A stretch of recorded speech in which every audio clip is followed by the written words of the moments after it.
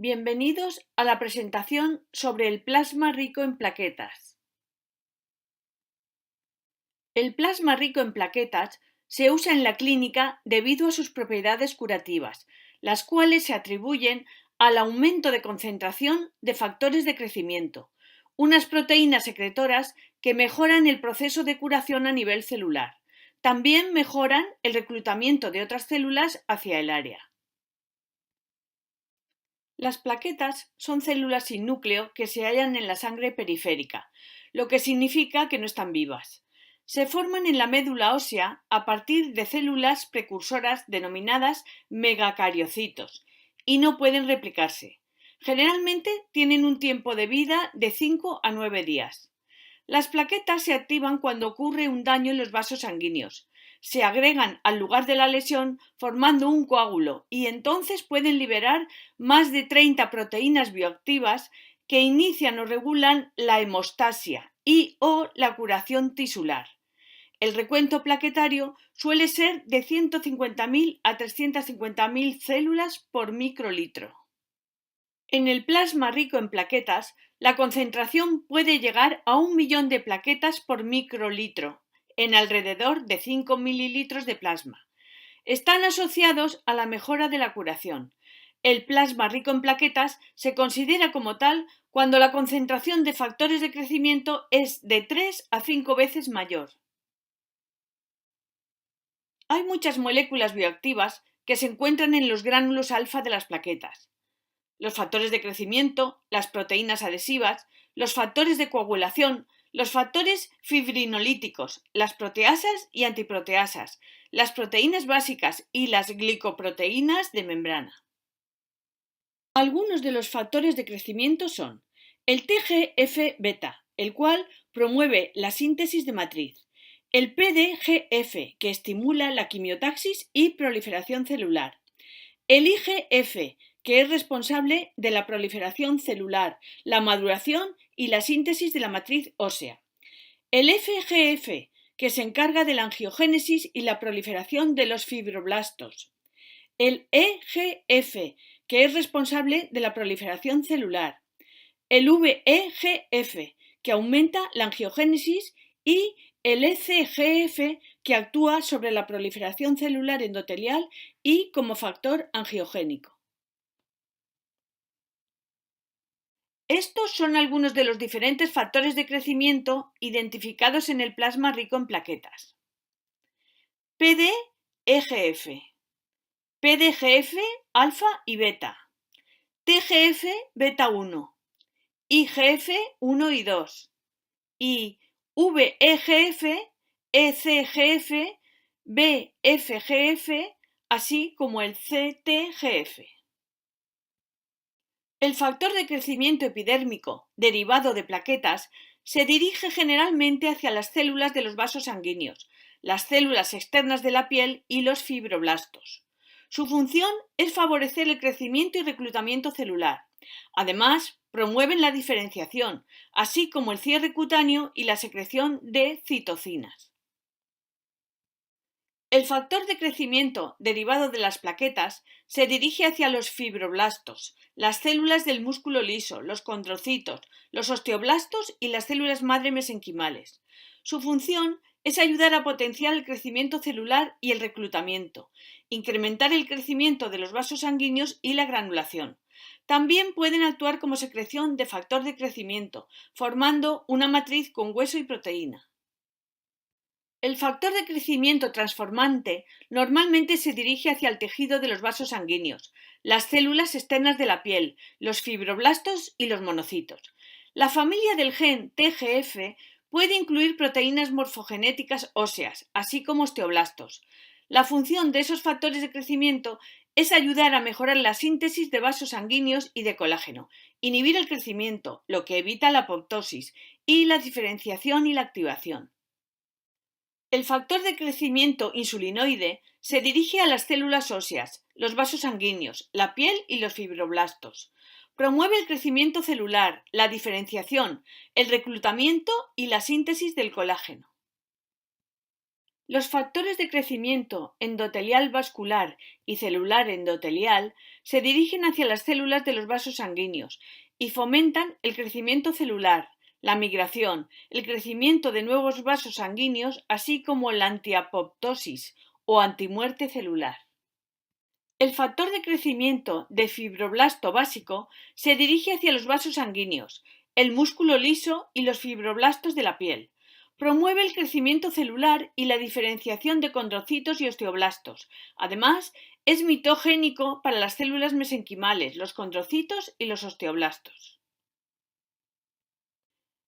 El factor de crecimiento del tejido conjuntivo se encuentra en las plaquetas a través de la endocitosis del ambiente extracelular de la médula ósea. Promueve la angiogénesis, la regeneración del cartílago, la fibrosis y la adhesión plaquetaria. Esta imagen muestra el factor de crecimiento liberado desde una plaqueta activada antes y después de su unión con el receptor de superficie celular. Cuando el factor de crecimiento se une a su receptor, se inicia una cascada de señales que llegará al núcleo para activar los genes que controlan la mitosis. El proceso comienza cuando los factores de crecimiento se unen a los receptores de la superficie, los cuales inician una vía de transducción de señales que a su vez activará proteínas secundarias mensajeras que transmitirán la señal al núcleo para inducir la expresión genética que controla la división celular. Esta gráfica muestra el proceso natural de curación. Tras la lesión, que aparece aquí abajo a la izquierda, se origina un coágulo. A continuación aparece la inflamación, que es cuando los leucocitos entran en la lesión y comienzan a eliminar todo lo que encuentran. Además, los leucocitos alteran el equilibrio del pH para crear un ambiente tóxico y desechar todo lo malo de la zona. El organismo entonces comienza la regeneración tisular, que es donde ocurre la proliferación celular y la curación. Es aquí donde las células madre comienzan a surtir efecto. Finalmente tiene lugar la remodelación tisular y la curación total. Cuando usted esté usando plasma rico en plaquetas, debe saber que existen diferentes tipos con importantes diferencias entre ellos. Por ejemplo, puede tener un recuento de leucocitos alto o bajo. En nuestro caso, preferimos realmente usar un plasma rico en plaquetas que tenga un recuento plaquetario bajo, debido a que podemos desechar parte de los leucocitos. Una vez que llegamos a la regeneración tisular, donde queremos que las células madre comiencen a proliferar y a favorecer la remodelación tisular, solo queremos que nuestras plaquetas estén activando esas células madre. No queremos que los leucocitos sigan creando inflamación. Algunas de las proteínas adhesivas que están presentes en el plasma rico en plaquetas son el fibrinógeno, que es responsable de la cascada de coagulación sanguínea, la fibronectina, que se une a las integrinas de la superficie celular e influye en la adhesión celular, el crecimiento celular, la migración y la diferenciación, la vitronectina, que influye en la adhesión celular y la quimiotaxis, y la trombospondina, que inhibe la angiogénesis. Algunos de los diferentes factores coagulantes son el factor 5, factor 9, 11, la proteína S y la antitrombina. Todos ellos desempeñan un papel en la activación de la trombina y en la formación final del coágulo de fibrina. Respecto a los factores fibrinolíticos, el plasminógeno es productor de plasmina, la cual da lugar a la fibrinólisis. El inhibidor activador del plasminógeno es el responsable de la regulación de la producción de plasmina, y la antiplasmina A2 interviene en la inactivación de la plasmina. Algunas de las otras proteasas y antiproteasas que están presentes son TIMP4, que interviene en la regulación de la degradación de la matriz, la metaloproteasa 4, que también es responsable de la degradación de la matriz, y la antitripsina, que inhibe una amplia variedad de proteasas y enzimas. Hay algunas proteínas básicas que también están presentes en el plasma rico en plaquetas, como el factor plaquetario 4 que inhibe la angiogénesis, la tromboglobulina que activa las plaquetas e inhibe la angiogénesis, y la endostatina que inhibe la migración celular endotelial y la angiogénesis. Algunas de las glicoproteínas de membrana que están presentes son el ligando CD40, que se encarga de la inflamación y la síntesis de interleucinas, la síntesis de integrinas, la adhesión celular endotelial plaquetaria, la señalización celular y la modulación de la integrina activadora de la molécula 1 en los leucocitos. Además, la selectina P ayuda a la molécula de adhesión celular vascular a unir y reclutar leucocitos al tejido inflamado. Estas imágenes muestran el método de obtención de PRP. La sangre se extrae generalmente en tubos de extremo amarillo que contienen citrato de calcio, lo que evita la coagulación. A continuación, la sangre del paciente se centrifuga para separar los eritrocitos de los leucocitos y las plaquetas. Existen diferentes métodos de centrifugación, según se quiera obtener un plasma rico en plaquetas con un recuento leucocitario alto, bajo o ninguno. Generalmente, la centrifugación que utilizamos en nuestro laboratorio es de 8 minutos a 500 G y luego extraemos toda la porción amarilla que queda sobre la roja. Si solo deseamos un pequeño volumen, comenzaríamos a extraer la porción amarilla que se encuentra más cerca de la capa roja para conseguir la población más enriquecida. No nos interesa extraer ningún leucocito ni eritrocito para asegurarnos de que haya menos inflamación cuando usemos el PRP. Los factores de crecimiento estimulan a las células madre, lo que da lugar a un aumento de su proliferación y diferenciación en varios tipos de tejidos. Esta gráfica muestra lo que sucede si se añade plasma rico en plaquetas a células madre mesenquimales humanas cuando están creciendo en cultivo. Algunas de las enfermedades traumatológicas comunes que se pueden tratar con plasma rico en plaquetas son las afecciones del hombro, como la bursitis y la reparación del manguito de los rotadores, la tendinitis, como en el tendón de Aquiles, la epicondilitis y el síndrome de espolón calcáneo, los desgarros musculares, esguinces y puntos neurálgicos, los desgarros del menisco, la artrosis leve y moderada de varias articulaciones y las alteraciones de la columna vertebral. Un par de cosas importantes. Cuando estamos usando el PRP en la clínica, normalmente estaremos solo usándolo para las lesiones más pequeñas y agudas. Si se trata de algo muy crónico, como la artrosis de las articulaciones, aplicaremos en la articulación una combinación de plasma rico en plaquetas con células madre.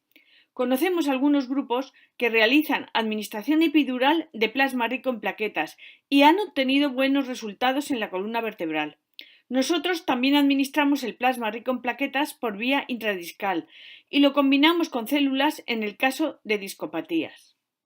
Estos son algunos de los diferentes estudios clínicos en humanos que se han publicado en el área de traumatología y en los que se emplearon plasma rico en plaquetas. En la mayoría de los casos estamos usando plasma rico en plaquetas solo en traumatología y en lesiones de tipo muscular. Por ejemplo, si estamos haciendo algo para la isquemia de las extremidades o la curación de heridas, usaríamos también plasma rico en plaquetas. Sin embargo, cuando estemos haciendo cualquier clase de tratamiento intravenoso, realmente no hay ninguna necesidad de usar plasma rico en plaquetas, porque estaríamos inyectando las células madre directamente en la sangre, donde ya hay plaquetas. Por tanto, para administraciones intravenosas no tenemos que obtener plasma rico en plaquetas. Para que quede claro, no es que sea peligroso, no se trata de un concepto de seguridad. Es más bien que no habría razón para hacer un paso extra de obtención de plasma rico en plaquetas. Para los tratamientos intravenosos simplemente resuspenderemos las células en solución salina. Ahora bien, si vamos a administrar a un paciente una inyección intravenosa, además de la inyección articular, puesto que ya habremos obtenido el plasma rico en plaquetas y resuspendido las células en el mismo, utilizaríamos ese plasma rico en plaquetas también para la administración intravenosa. De nuevo, esto no es necesario, pues no proporcionaría ninguna mejora adicional. El plasma rico en plaquetas también se ha utilizado bastante con el cabello y con los trasplantes capilares. Si vamos a tratar a un paciente alopécico, normalmente haríamos la primera inyección con células madre más el plasma rico en plaquetas y después continuaríamos con alrededor de 4 inyecciones de plasma rico en plaquetas cada mes o 2 meses. Se realizan inyecciones subcutáneas justamente debajo de la superficie de la calvicie. También ha habido estudios que demuestran que el PRP se puede combinar durante el trasplante capilar para acelerar la curación y el crecimiento del pelo después del trasplante, gracias a la conservación y mejora de la viabilidad de los folículos pilosos, tanto durante el trasplante como después del mismo. Esto promueve y mejora la reparación tisular y la curación, además de revitalizar los folículos pilosos inactivos y estimular un crecimiento capilar nuevo. Para aquellos interesados en usar el plasma rico en plaquetas como relleno facial, se puede usar cloruro cálcico y trombina para activar el gel. Normalmente solo se realiza esto si se va a usar como relleno facial. No nos interesa activar plaquetas para luego usarlas en sitios como una articulación, porque sabemos que las plaquetas se activarán de forma natural una vez que estén dentro de la articulación, pues en ella hay abundancia de colágeno. Además, una lesión activará de forma natural dichas plaquetas. Una vez se activan las plaquetas, se deben usar inmediatamente. No permita que se asienten por mucho tiempo. Para crear un relleno facial, puede emplear la siguiente fórmula. Resuspenda 5.000 unidades de trombina en 6 mililitros de cloruro cálcico al 10%.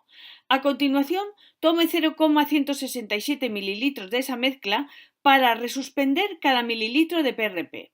En otras palabras, si tiene 3 mililitros de PRP, usaría 3 por 0,167 o 0,5 mililitros de la mezcla de trombina y cloruro cálcico. Con frecuencia suele ser necesario poner la mezcla a 37 grados para convertirla rápidamente en gel. Aquí termina la clase sobre el plasma rico en plaquetas. En los sucesivos vídeos analizaremos los usos de las distintas células madre en la clínica.